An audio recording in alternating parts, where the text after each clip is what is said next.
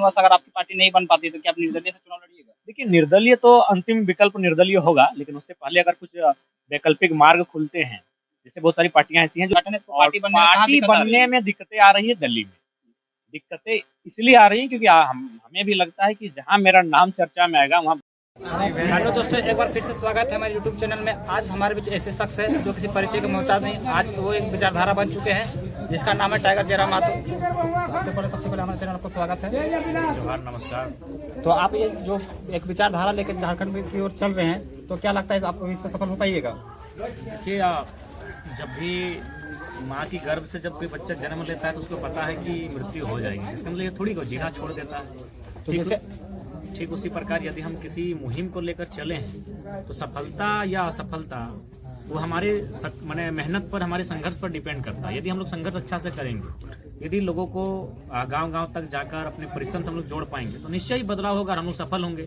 यदि हम में कोई कमी होगी तो सफलता होगी, लेकिन लेट से होगी, लेकिन सफल होगी। पूरी झारखंड आपकी तरह नजर उठा के देख रही है, तो क्या लगता है कि आप कहीं ना कहीं अंदर अंदर एक प्रेशर टाइप से महसूस करते हैं कि इतना जो उम्मीद रखें उस उम्मीद पर खरा हो पाइएगा आप? हाँ बिल्कुल, इसीलिए आज रात 3 बजे भोर सोने के कारण 2.5 घंटा खाली हम लोग को चिंता करना पड़ता है। इतनी अल्प आयु में जो बोझ बीड़ा उठाए हैं, जो बोझ इन कंधों पर लोगों ने धारण करवाया है, कहीं ना कहीं चैलेंजिंग है और आसान नहीं है कि आज जिस प्रकार से हमारी लोकतांत्रिक ढांचे की जो व्यवस्था देख रहे हैं आप, जिस प्रकार से लगातार हमारी राजनीति में उद्योगपति कॉरपोरेट वर्ग स्थापित हो रहे हैं, दबंग माफिया स्थापित हो रहे हैं, तो वहाँ चैलेंजिंग है। लेकिन कुल मिलाकर आज अगर नहीं बोलेंगे, अगर आज चुप रह जाएंगे तो हमारी आने वाली पीढ़ी शायद मुंह खोल भी ना पाएगी। इसलिए आने वाली पीढ़ी के लिए आज हमें बोलना है, आज उनके हक अधिकार के लिए लड़ना है। झारखंड में जैसे और भी बहुत सारी पार्टी है, आजसू हो गई, बीजेपी हो गई, जैसे कैसे से नई पार्टी बनने जा रही है, तो इसमें सभी पार्टी में आपकी पार्टी क्या अलग भूमिका निभाती है? देखिए, अलग भूमिका ये है कि आज देख सकते हैं 23 सालों के झारखंड में जिन सरल शब्दों में, स्थानीय भाषा, ठेठ भाषा में जो चीज़ों को हमने समझाया है, वह 23 साल के झारखंड में किसी लीडर ने नहीं समझाया। अब किसी भी चाहे खतियान आधारित स्थानीय नीति पर चर्चा करना हो, नियोजन नीति पर चर्चा करना हो, या हमारी जो माइंस के एरिया में जो हमारा जमीन अधिग्रहण का मामला हो, या फिर शराब को लेकर चर्चा हो, जिन चीज़ों पर हम लोगों ने चर्चा किया बहुत ठेठ भाषा में किया है लोगों के। आज एक बात बताइए, इससे पहले भी आंदोलन होता था, ऐसा नहीं है, लेकिन रांची में आंदोलन होता था और रांची का आंदोलन न्यूज़पेपर और चैनल में वहीं सीमित हो जाता था।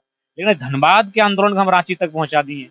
रीजन है आइडियोलॉजी। यानी भगत सिंह ने भी कहा था कि असल क्रांति तलवारों से नहीं आती है, असल क्रांति विचारों से आती है। तो हम लोग विचारों को बेहतर तरीके से रखे हैं जनता के बीच, और ये हम लोग अपनी प्रशंसा नहीं करेंगे, लेकिन इस बात को मानेंगे 23 सालों में शायद ही कोई लीडर ऐसा आया होगा जिसने इतनी बेबाकी से, और मुझे लगता है कि 23 साल के झारखंड में जितने लीडर्स ने इंटरव्यू नहीं दिया होगा, हमने 2 साल में दिया है। आप कैलकुलेशन कर सकते हैं। जैसे अभी बहुत सारे लोगों ने नारा लगा रहा था कि अब की बार टाइगर की सरकार, तो आप सरकार बनाने के लिए तो आपको विधानसभा का चुनाव लड़ना पड़ेगा, तो आप लोकसभा चुनाव में जा रहे हैं, क्या आप कंफ्यूज है? देखिए, सबसे पहली बात, सब बहुत सारे लोग बिल्कुल वाजिब है कि हमारी लड़ाई जो थी वो विधानसभा के लिए थी, तो लोकसभा क्या कारण क्या है? तो जब 2 वर्षों का हम लोगों ने भ्रमण किया, जब हमारे सामने जो मैसेज आए, हमारे पास जो चीज़ें जो हम लोग देख पाएँ, ऑब्जर्व कर पाएँ, उसमें ये था कि जो भूमि का जो कानून है, क्योंकि आप अगर आज माइक पकड़े हैं या फिर अगर ये मोबाइल पकड़े हैं, तो कहीं न कहीं हर किसी के जीवन में एक इच्छा होती है कुछ संपत्ति का अर्जन करना। और संपत्ति 2 प्रकार की होती है, एक होती है अचल संपत्ति, आपका ये माइक, ये मोबाइल, ये हमारा टी-शर्ट, ये हमारा अगर चेन है, तो ये आपका चल संपत्ति, यानी चल सकते हैं, ये लोग चल के कहीं जा सकते हैं। लेकिन हमारी जो सबसे बड़ी संपत्ति होती है वो हमारी पैतृक, हमारे पूर्वजों की धरोहर, हमारी ज़मीन का टुकड़ा होता है। तो उस ज़मीन के टुकड़े को अगर सुरक्षित करना है तो वो सदन में ही चर्चा होगा, दिल्ली में होगा। अब बोलेंगे कैसे? ना आप शेड्यूल 9 को पढ़िए, शेड्यूल 9 जिसको हम लोग अनुसूची 9 कहते हैं, उसमें तमाम जो हमारे देश के राज्य हैं, केंद्र शासित राज्य हैं, उनके भूमि के जो कानून है वो अनुसूची 9 में शामिल है। अतः अनुसूची 9 पे अगर चर्चा करना है तो आपको दिल्ली में जाना होगा। जो मौजूदा सरकार जब बनाई जा रही थी, जो हेमंत सरकार द्वारा जब बनाया, तो युवाओं के लिए बहुत सारा निकाले थे कि ये 5 लाख नौकरी देंगे, तो आप युवा के लिए जब आपकी सरकार बनेगी तो युवा के लिए क्या कीजिएगा? सबसे पहले देखिए, सबसे पहली बात है, अगर एक ईमानदार पॉलिटिशियन हमारे बीच आएगा, तो मुझे लगता है रास्ता खुद ब खुद खुलेगा। जैसे अगर मैं अपना अनुभव बताऊँ तो बहुत सारी फैक्ट्रियाँ, बहुत सारी कंपनियाँ हैं जो हमको ऑफ़र करती है कि आप मंथली हमारी कंपनी से, हमारी फैक्ट्री से 50,000, 1 लाख ले लीजिए, लेकिन हमारे खिलाफ मत बोलिए। झारखंड में जो आप आग लगा के रखे हैं, जो लगातार आप भूमि अधिग्रहण कानूनों पे चर्चा करते हैं, कोयला माफियाओं पे चर्चा करते हैं, इनको आप मत कीजिए मंचों से। तो अगर मान के चलिए हमारे जो अभी वर्तमान लीडर है, उनका हर एक कंपनी में, हर एक फैक्ट्री में एवरेज नहीं करने से भी जो अगर थोड़ा सा भी उसमें ओवर टर्न अच्छा खासा है, टर्नओवर, तो मुझे लगता है 5 से 10 लाख रुपए वो चंदा दे देती है। अगर वो 5 लाख 10 लाख रुपए विधायक सांसद ना लेके अगर छोड़ दे, वहाँ अगर रोजगार सृजन करने की बात कहे, तो उस 5 से 10 लाख को आप 20,000 में देकर डिवाइड कीजिए कि कितना वैकेंसी एक कंपनी, एक फैक्ट्री में निकल सकता है। तो ऐसा हमको लगता है धनबाद और बोकारो में नहीं करने से भी 200-250 कंपनियां हैं जो कोल्स का काम कर रही हैं, जो अन्य प्रोडक्शन मैन्युफैक्चरिंग काम कर रही है। तो बस अगर हमारे नेता चंदा के धंधे को समाप्त कर दे तो रोजगार का सृजन हो जाएगा। हाँ, सरकारी आज युवाओं का मकसद ये नहीं कि आप सरकार ही दे, सरकार की पहल से नौकरियां मिले। तो ऐसा नहीं, सरकार की पहल से जो भूमि अधिग्रहण होता है, सरकार की पहल से प्राइवेट सेक्टर में भी 75% का रोजगार का सृजन का संभावना है। तो वहाँ भी हम लोग काम कर सकते हैं, बेहतर काम कर सकते हैं। हम पर्यटन को बढ़ावा दे सकते हैं। हमारे पास इतनी लंबी लंबी सड़कों का मायाजाल बिछा हुआ है, ये किस दिन काम आएंगे? हमारे पास पर्यटन के क्षेत्र में माफ कीजिएगा ट्रांसपोर्टिंग, सड़कों का मायाजाल यानी ट्रांसपोर्टिंग। पर्यटन की बात अगर करें, टूरिज्म की बात करें, तो हमारे पास वाटर बोर्ड है। ऐसे बहुत सारे प्राकृतिक सौंदर्य क्षेत्र हैं जहाँ हम लोग पर्यटन को विकसित कर सकते हैं, टूरिज्म को विकसित कर सकते हैं। तो ट्रांसपोर्ट है, टूरिज्म है, और फिर हमारे पास एग्रीकल्चर भी है। चूँकि झारखंड कृषि प्रधान राज्य है, अगर हम नदियों का पानी, डैमों का पानी अगर इरिगेशन के लिए किसान तक पहुँचा पाएँगे, तो धान के बाद वो गेहूँ की उपज करेंगे, और जब गेहूँ की उपज करेंगे तो मुझे लगता है 10% जो बेरोजगारी दर है वो डाउन हो जाएगी। जो पलायन करते हैं प्रदेशों में, तो पलायन भी रुकेगा। पलायन का कारण वो थोड़ी जाके वहाँ साहब बनते हैं। जो भी झारखंड के लोग पलायन किए हैं वह साहब या अधिकारी नहीं है, वह मजदूरी का कार्य करते हैं। तो मजदूरी का कार्य वह गुजरात, सूरत, महाराष्ट्र में क्यों करेंगे? उससे अच्छा अपने पिताजी, अपने पूर्वजों के खेत में खेती का काम करेंगे, बशर्ते अगर आप वहाँ से इरिगेशन की व्यवस्था करते हैं। जीविका अभी मात्र एक संगठन बना हुआ नहीं, है। अभी संगठन ही है। संगठन है, इसको और पार्टी बनने में कहाँ पार्टी दिक्कत आ रही बनने है? में दिक्कतें आ रही है दिल्ली में। दिक्कतें इसलिए आ रही हैं क्योंकि हमें भी लगता है कि जहाँ मेरा नाम चर्चा में आएगा वहाँ बहुत सारी दिक्कतें आएंगी। और हमने अपने साथियों से भी कहा था कि आप पार्टी का रजिस्ट्रेशन हमारे नाम के बिना ही करें तो सुविधा होगी, लेकिन उन्होंने कहा नहीं, आप नहीं रहेंगे तो फिर कैसे होगा? तो हम लोग प्रयास भी कर रहे हैं कि अगर झारखंड में कुछ ऐसी पार्टियां हैं जो निर्जीव हो चुकी हैं, निर्जीव कहने का मतलब है वो पार्टी है लेकिन वो चुनाव नहीं फाइट कर रही है, तो हम लोग उनसे बातचीत करेंगे। क्योंकि हमारी लड़ाई पार्टी बुरी नहीं होती है, उस पार्टी के चलाने वाले लोग बुरे होते हैं। तो कुछ पार्टियां अगर ऐसे हैं जो झारखंड में रजिस्टर्ड हैं, तो उनसे हम लोग बात करके देखेंगे। अगर सामंजस्य हो पाता है तो हम लोग जल्दी उस पर विचार करेंगे। बाकी हम लोग का भी जो पार्टी के रजिस्ट्रेशन की जो प्रक्रिया है वो लगातार चल रही है, और मेहनत भी लोग कर रहे हैं, लगातार दिल्ली का दौरा कर रहे हैं। अगर किसी कारणवश अगर आपकी पार्टी नहीं बन पाती तो क्या आप निर्दलीय से चुनाव लड़िएगा? देखिए, निर्दलीय तो अंतिम विकल्प निर्दलीय होगा, लेकिन उससे पहले अगर कुछ वैकल्पिक मार्ग खुलते हैं, जैसे बहुत सारी पार्टियां ऐसी हैं जो रजिस्टर्ड हैं किंतु वो चुनाव नहीं लड़ती, तो ऐसी पार्टियां 3, 4, 5 हैं झारखंड में जिनका चुनावी वर्चस्व नहीं है, तो उनसे हम लोग, हमारी बातचीत हो रही है।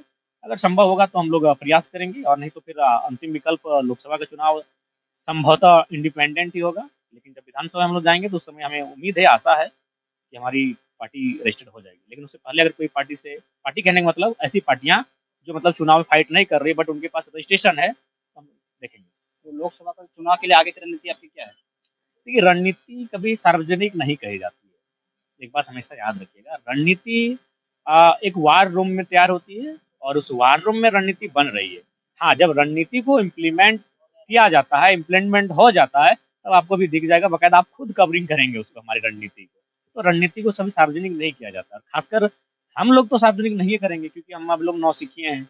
अभी हमारे पास युवाओं का जोश है, उसमें अनुभव डालने की आवश्यकता है, उनको ट्रेंड करने की आवश्यकता है। तो रणनीतियाँ बंद कमरे में ठीक है और रणनीतियाँ बनी रही। जो भी सरकार बनाती है वो अपने आप एक मैनिफेस्टो जारी करती है, तो आपका मैनिफेस्टो अभी तक तैयार हो चुका है, उसको कब सार्वजनिक कीजिए? देखिए, जब बाकी टीमें अपने मैनिफेस्टो को जारी करेंगे, बस उसी आसपास हम लोग भी अपने मैनिफेस्टो को जारी करेंगे। बाकी मैनिफेस्टो के लिए हमारी एक टीम गठित हुई है जिसमें 5 सदस्य हैं, और उनके मार्गदर्शन से, दिशा निर्देश से मैनिफेस्टो तैयार हो रहा है। उनसे लगातार हमारी टेलीफोनिक बातचीत होती रहती है। कितने सीटें से आप लोकसभा चुनाव लड़िएगा? लगभग 6-7 सीटों से लड़ेंगे। आप क्या 2 जगह से लड़िएगा? देखिए, लोग तो कह रहे हैं, लेकिन चूँकि काफ़ी लोकसभा जो होता है काफ़ी बृहद क्षेत्र होता है, और प्लस हमारे हम ना 40-50 साल पुरानी पार्टी तो है नहीं। अगर हमारे केडर होते तो 2 जगह से लड़ लेते, लेकिन चूँकि हम 2 जगह से लड़ने जाएँगे तो लोग हमारा डिमांड करेंगे कि एक बार टाइगर को हम लोग देखना चाहते हैं, टाइगर को एक बार सुनना चाहते हैं। और 2 लोकसभा को अगर हम लोग ऐड करें तो मुझे लगता है 1000 पंचायत होंगे, जो कि संभव नहीं है। तो उसके बाद फिर भी जो जनता जनार्दन हमारे साथियों की राय होगी उस पर अमल किया जाएगा। लेकिन फिलहाल मेरा मानना है कि पहला चुनाव वहीं से लड़ेंगे जहाँ आप खुद को वोट दे सकते हैं। तो मेरा गिरिडीह लोकसभा यहीं मेरा मतदाता की जो सूची है, मेरा नाम यहीं अंकित है। तो उसी प्रोटोकॉल के अनुसार और उसी भावना के अनुसार गिरिडीह भौगोलिक दृष्टिकोण से भी बड़ा सुंदर है। एक तरफ बराकर की नदी है तो दूसरी तरफ दामोदर की नदी है, एक तरफ पारसनाथ का पहाड़ है तो दूसरी ओर झुमरा और लुगुबुरु का पहाड़ है, और कोल कारखाने तो हैं। झारखंड में जितनी पार्टियां शुरू में बनी वो सब माटी संस्कृति की बात करते हैं, पर जैसे जैसे वो सरकार सत्ता में आती है वो बदल जाती है। तो आपसे लोग इतनी अपेक्षा लगा रखे, तो क्या आप उसका कारण है दार्शनिक सोच।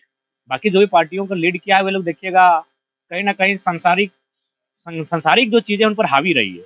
और हम लोग पीएचडी के छात्र, पीएचडी का मतलब होता है दार्शनिक मतलब उसका सोच बहुत भविष्य का रहता है, खुद उबड़ा खुबड़ा रहेगा लेकिन उसका थॉट्स जो रहेगा वो क्लियर रहेगा। तो हमारी दार्शनिक सोच ही हमारे सपोर्टिव में है, और हम लोग हमारे दार्शनिक सोच के कारण ही आज हम लोग यहाँ तक आए हैं। और नहीं तो अभी तक 2 साल में बहुत कोई हमारे जगह पे रहता तो बिक चुका होता। हमारे ही नाम से बहुत सारे लोग हैं जो हमारा नाम से अपनी छवि को बनाए और बहुत सारी कंपनियों फैक्ट्रियों में चले जाते हैं। तो भाई हमारा स्टैंड क्लियर है, हम लोग राज्य में बदलाव के लिए आए हैं। 23 सालों बाद बदलाव की किलकारी गूंजी है इस जंगल में, इस वातावरण में। उसे धूमिल होने के लिए हम लोग किसी प्रकार से कोई ऐसी एक्टिविटी नहीं करेंगे जो लोगों की उम्मीदों को तोड़े। जैसे बहुत सारा राजनेता होते हैं जो लोगों को उम्मीद पे खड़े नहीं हो कर पाते, तो अपने आप को हताश महसूस करते हैं, तो आपको कहाँ से एनर्जी मिलती है जो अपने आप को इतना मोटिवेट रख पाते हैं?